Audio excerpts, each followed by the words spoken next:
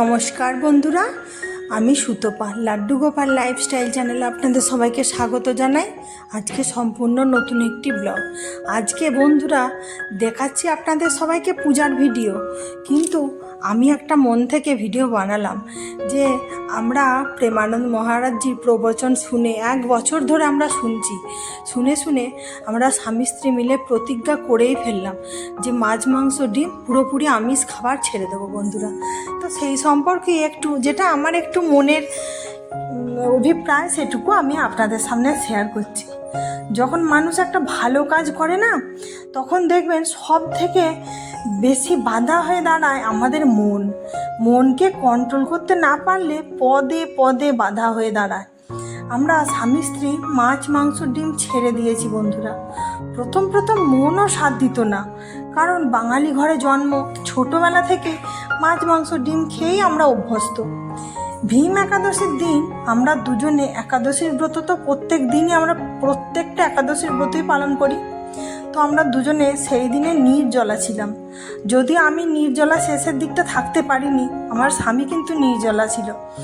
তো দুজনে মিলে প্রতিজ্ঞা করলাম যে আমরা এরপর থেকে আর আমিষ খাবার গ্রহণ করবই না। মন থেকে, মন যতই বলবান হোক না কেন বন্ধুরা, আমরা তার থেকেও বেশি করে বলবান হতে পারবো। কারণ কি, আমাদের মধ্যে তো রাধা রাধা রাধা নাম জপ আছে। আমরা যে এখন যে আমরা তুলসীর মালা পরেছি, তিলক নিয়েছি, সেটা নয় বন্ধুরা। আমরা প্রেমানন্দ মহারাজজির প্রবচন শুনে এতটাই মনের গভীরে আমাদের প্রবেশ করে গেছে না, আমাদের মনটা চাইছেই না যে আমরা আর ওই মাছ মাংস ডিম গ্রহণ করব। হ্যাঁ, আমাদের মনকে আমরা কন্ট্রোল করতে ঠিক পেরেছি। রাধারানীর কৃপা ছিল বন্ধুরা। তবে অবশ্যই মন কন্ট্রোলে থাকবে। বৃন্দাবনে প্রেমানন্দ মহারাজজির ভজন মার্গ চ্যানেলটা, সেইটা আমরা প্রায় 1 বছর ধরে শুনছি। উনি বারবার বলেন প্রথমে ভজন করো, তারপর দেখবে ভজন করতে করতে একদিন সব কিছু মন থেকে গ্লানি চলে যাবে।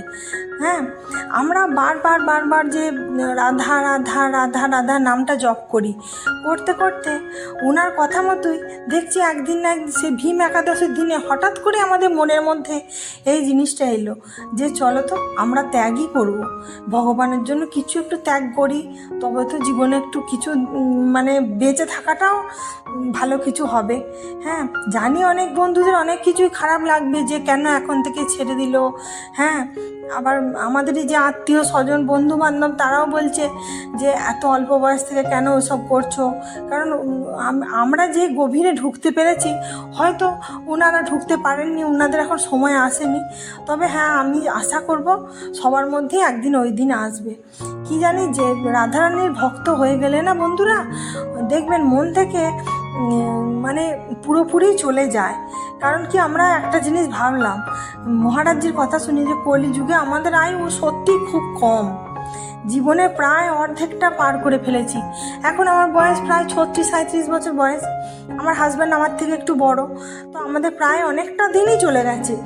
সেই তো যতই আমি গোপু সেবা করি, রাধারানীর সেবা করি, যে যবে থেকে গোপাল সোনাকে নিয়ে এসেছিলাম না, তো 2020 সালে করোনার সময়, তখন থেকেই ভাবতাম ছেড়ে দেবো, কিন্তু কিছুতেই মনকে কন্ট্রোল করতে পারিনি।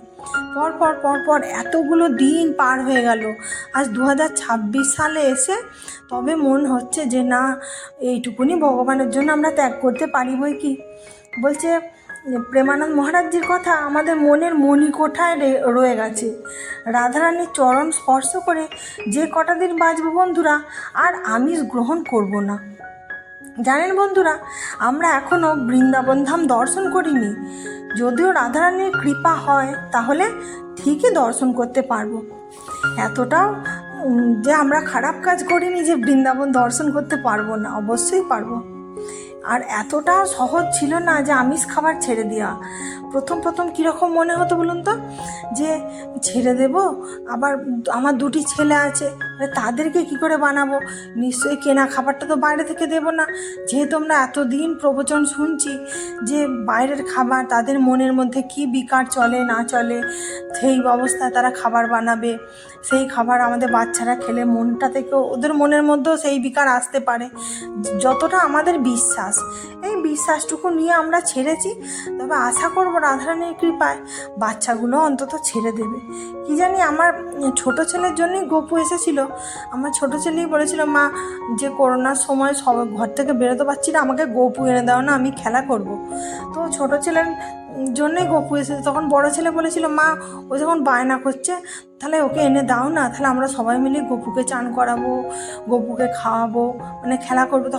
তখন তো প্রচুর ব্লগিং চ্যানেল দেখতো, সবাই মিলে বসে বসে দেখা হতো। করোনার সময় তো কাটতো না, হ্যাঁ, আর খুব একটা বাইরে বেরোনো ছিল না। তো সেই সময় বাচ্চাটা বলতো ওরকম যে মা এরকম করবো ওরকম করবো, হ্যাঁ। পরে গপু সোনাকে আনা হলো। তখন 2020 সালে প্রথম জন্মাষ্টমী আমরা করলাম। জন্মাষ্টমী করার পর তখন আরও অনেকের চ্যানেল দেখে যে কিভাবে জন্মাষ্টমী করতে হয়, অনেকটা জন্মাষ্টমীটা করলাম।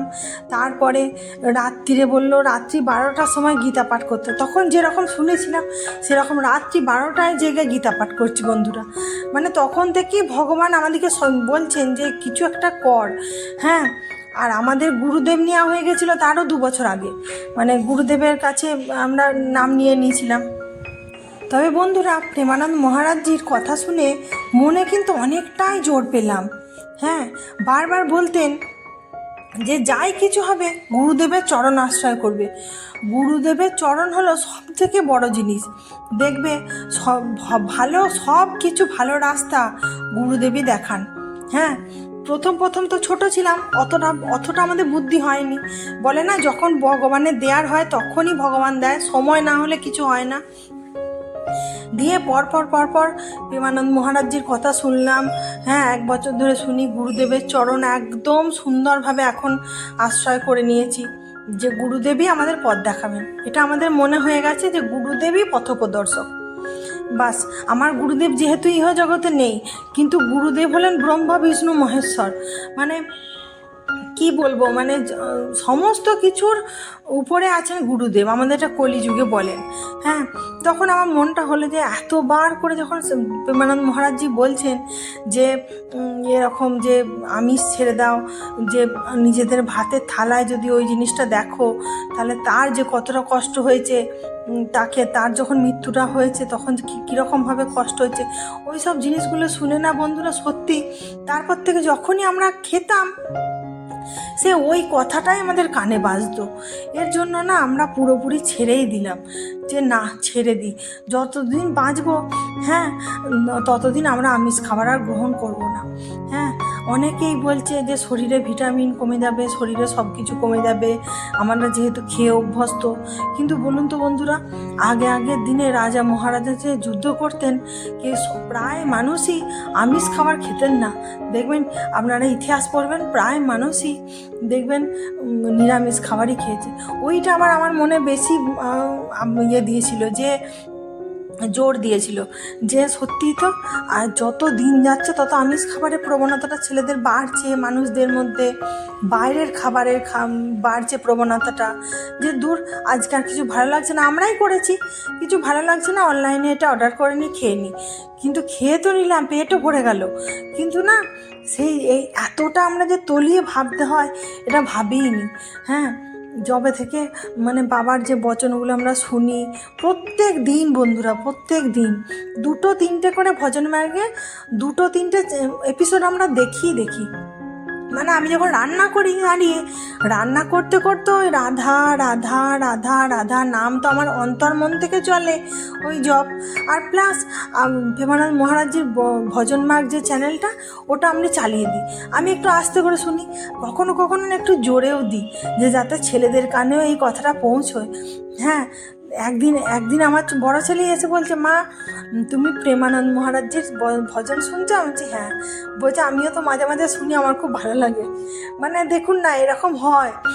বাচ্চারাও দেখবেন মা বাবা যদি ঠিক পথে চলে না, বাচ্চারাও দেখবেন পরপর ঠিক পথেই চলবে।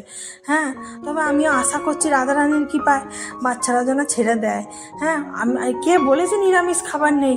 এতে এতগুলো দিন হয়ে গেল আমরা বানাচ্ছি বাড়িতে নিরামিষ খাবার, কিছু অসুবিধা হচ্ছে না, কিন্তু শুধু তো পেটটুকু ভরা নিয়ে কাজ। আমরা সেটাকে মনের মণিকোঠা একবার জায়গা দিয়ে দিয়েছিলাম, না আমিষ খাবার চাই, না হলে ভাত খেতে পারবো না। কিন্তু সেইটা থেকে একটু একটু করে আমরা মন থেকে বের করে দিয়েছি যে না, ভাতটা আমরা খেতে পারবো, নিরামিষ খাবার দিয়েই খেতে পারবো। হ্যাঁ, এই মনের জোরটা তখনই পেয়েছি বন্ধুরা, যখন থেকে নিরন্তর সে মনের মধ্যে রাধা রাধা রাধা নামটা জপ করছি, ততবার আমাদের মন থেকে যেন আরও বেশি করে জোর পাচ্ছি। দেখছি এই ভাবছি যে এই পদটা ফোনে দেখছি, রান্না হচ্ছে তো বেশ ভালো লাগছে, তারপরেই দেখছি মনটা পুরোপুরি টালমাটাল হচ্ছে যে না এটা করলে ভালো হতো। যখনই দেখছি মনটা থেকে মন আমাদেরকে কন্ট্রোল করতে চাইছে, তখনই দেখছি না রাধা রাধা নামটা বেশি বেশি করে জপ করছি, প্রেমানন্দ মহারাজজির ভজন মার্গ চ্যানেলটা চালিয়ে দিচ্ছি। এরকম করতে করতে করতে করতে বন্ধুরা আজকে আমরা একদম ছেড়ে দিতে পেরেছি বন্ধুরা। তবে আর মনে কিছু হয় না যে এটা আমাদেরকে খেতেই হবে, এটা আমাদেরকে করতেই হবে। হ্যাঁ, আর কিছু মনে হয় না। তবে গুরুদেবের চরণ আশ্রয় করা প্রচণ্ড ভালো। গুরুদেবের চরণ আশ্রয় না করলে না বন্ধুরা কিচ্ছু করতে পারবো না। হ্যাঁ, আমাদের কি গুরুদেবের চরণে মন থেকে গুরুদেবের চরণ আশ্রয় করে আজ আমরা এই পথে আসতে পেরেছি। আশা করছি ভবিষ্যতেও পারবো।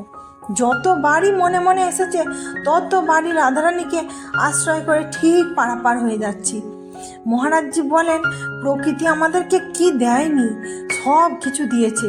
আমাদের চোখ হয়তো এতদিন সেই দিকে পড়েইনি, কি জানি এখন। আর ছোটোবেলা থেকে বন্ধুরা আমরা রাধা কৃষ্ণের পূজা দেখেছি, কারণ আমাদের বাড়িতে প্রত্যহ রাধা কৃষ্ণের পূজা হতো, নিত্য সেবা যেমন আমার ঠাকুমা করতো, তো সেরকম ঠাকুমাকে দেখেছি। কিন্তু এতটা যে তলিয়ে ভাবতে হয়, হ্যাঁ আমাদের জয়েন্ট ফ্যামিলিতে আমরা বড় হয়েছি, এতটা যে ভাবতে হয় এই জিনিসটা ছোটোবেলা থেকে শিখিনি। হ্যাঁ, আর ঠাকুমা যেহেতু পুজো টুজো করতো, আর ওর জন্য মা কাকিমাদেরকে খুব একটা বেশি যে পুজো করতে দেখেছি তাও নয়, কোনো বার ব্রত হোক কি ঠাকুরের পালা হোক সেইগুলো দেখেছি মা কাকিমাদেরকে করতে।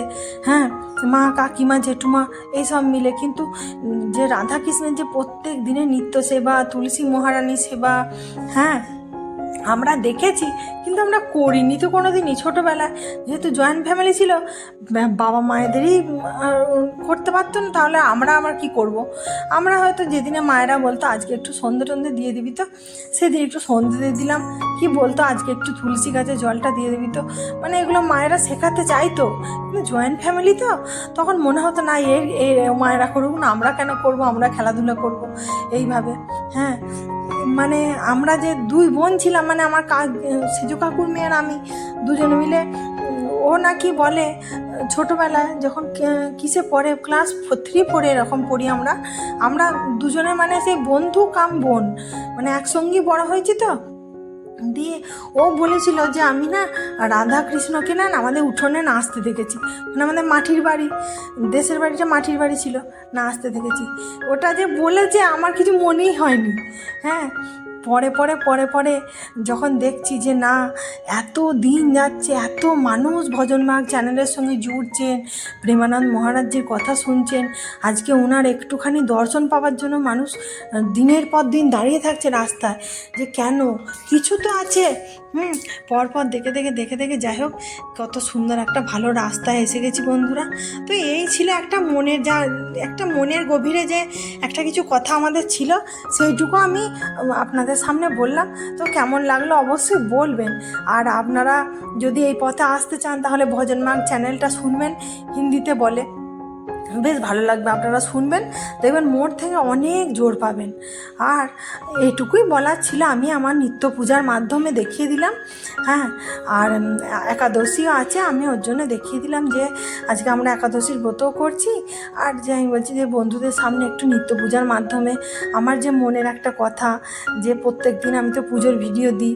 হ্যাঁ, যে পুজোর ভিডিও দেওয়ার সঙ্গে সঙ্গে যে মনে হয় যেন একটু ব্লগিংয়ের মধ্যে একটু দিই, তাহলে বন্ধুদের সঙ্গে একটু অন্তত মনের কথা শেয়ার করা হবে। হ্যাঁ, অবশ্যই জানাবেন বন্ধুরা। আজকে যদি নতুন বন্ধু দেখে থাকেন, আমার চ্যানেলটি সাবস্ক্রাইব করে আমার পাশে থাকবেন বন্ধুরা। আর আমার যেই বন্ধুরা রোজের পূজা দেখেন তাদেরকে অসংখ্য অসংখ্য ধন্যবাদ আমার পাশে এভাবে বন্ধু হয়ে থাকার জন্য। আর লাইক কমেন্ট শেয়ার করবেন প্রচুর প্রচুর বন্ধুদের মাঝে, যাতে আরও বন্ধুরা এই কাজ করতে পারে। তো আজকের মতো আসি বন্ধুরা, আবার দেখা হবে।